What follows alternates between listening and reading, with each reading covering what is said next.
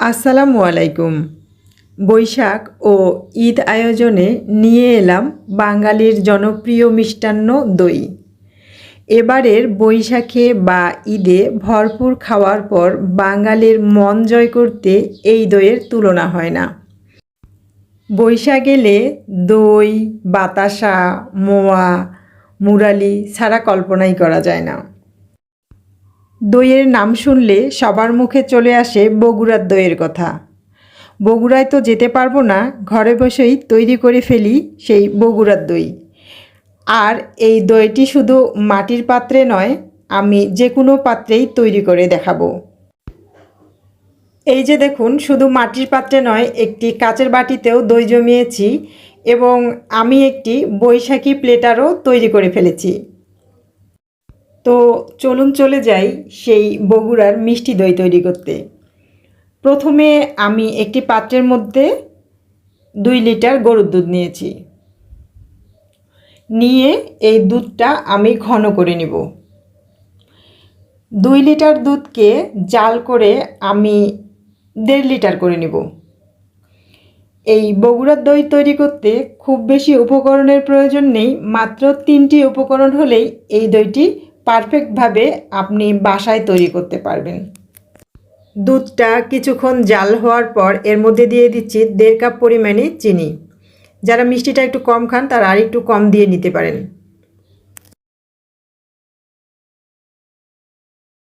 বেশ সময় ধরে জাল করতে করতে এই 2 লিটার দুধ 1.5 লিটারে হয়ে গেছে। তো দুধটা এবার চুলা বন্ধ করে রাখছি। আর এদিকে একটি পাত্রের মধ্যে 1/4 কাপ পরিমাণে চিনি দিয়ে দিলাম। দিয়ে মিডিয়াম তাপে বসিয়ে রাখলাম এবং চিনিটা আস্ত গলে গেল। গলে গেলেই এই যে একটা ক্যারামেল তৈরি করে নিচ্ছি, যেন বগুড়ার দইয়ের যে কালারটা আসলে সেটা দুধ জাল করতে করতে আসে না, এইরকম ক্যারামেল দিয়েই সেই কালারটা আসে। তো এর মধ্যে ক্যারামেলটা তৈরি হলে এর মধ্যে সামান্য একটু দুধ দিয়ে দিলাম, দিয়ে আবার নাড়াচাড়া করে এটা মিশিয়ে নিচ্ছি। তো ক্যারামেলের সঙ্গে দুধটা মিশে গেল। মিশে যাওয়ার পরে এই দিকে একটি বাটিতে আমি 1.5 কাপ পরিমাণে টক দই নিয়েছি। এই টক দইয়ের পানিটা আমি কিছুটা ঝরিয়ে নিয়েছি। নেওয়ার পরে একটা হ্যান্ড হুইস্ক দিয়ে ফেটিয়ে নিচ্ছি। আমার দইটা ফাটানো হয়ে গেছে। এই পর্যায়ে আমি এর মধ্যে যে ক্যারামেল দিয়ে দুধটা তৈরি করে রেখেছিলাম সেটা দিলাম। সেটা দিয়ে আবারও কিছুক্ষণ ফেটিয়ে নেব।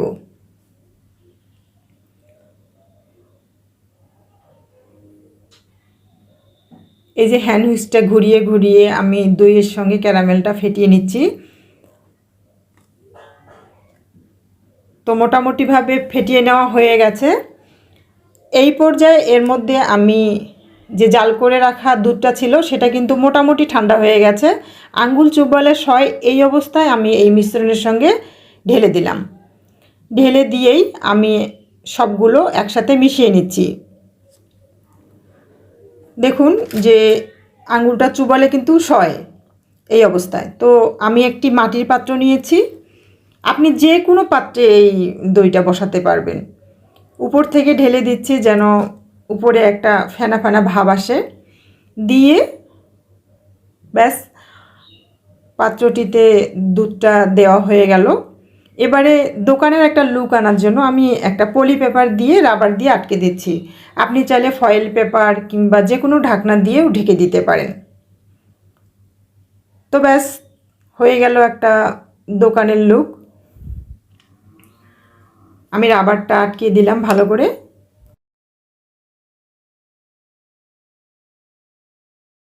এইবারে আমি নিয়ে নিচ্ছি একটি কাচের বাটি।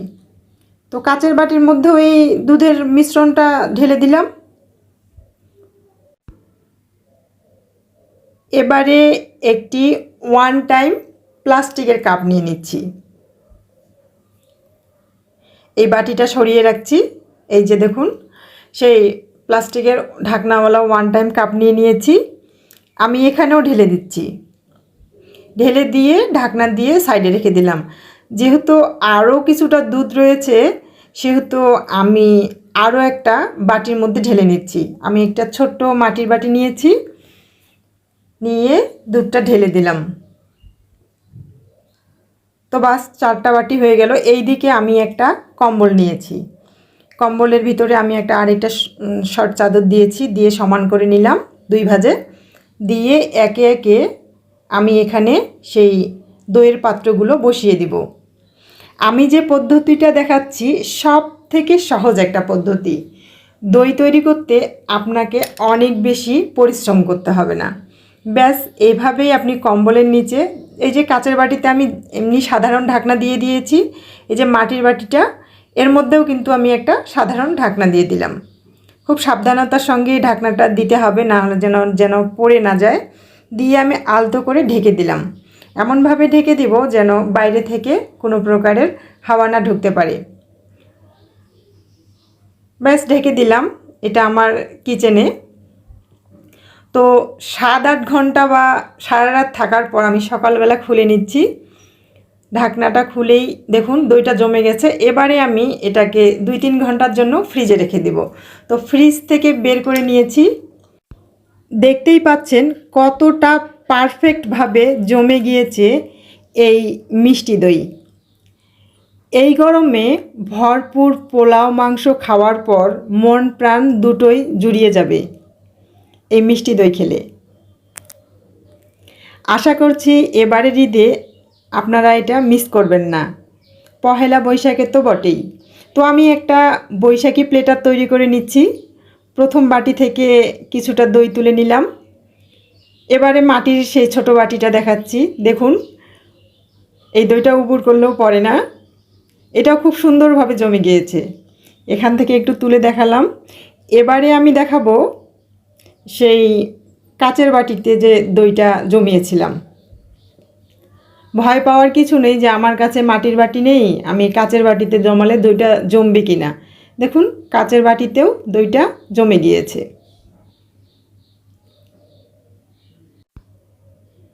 এছাড়াও যে প্লাস্টিকের ওয়ান টাইম কাপটা দিয়েছিলাম সেটাও দেখুন, উবর করে দিলেও এই দই নিচে নামবে না, খুব সুন্দরভাবে সেট হয়ে গিয়েছে। তো প্লেটার তৈরি করে নিচ্ছি। বৈশাখী একটু চিরা দিয়ে দিলাম, ভেজা চিরা।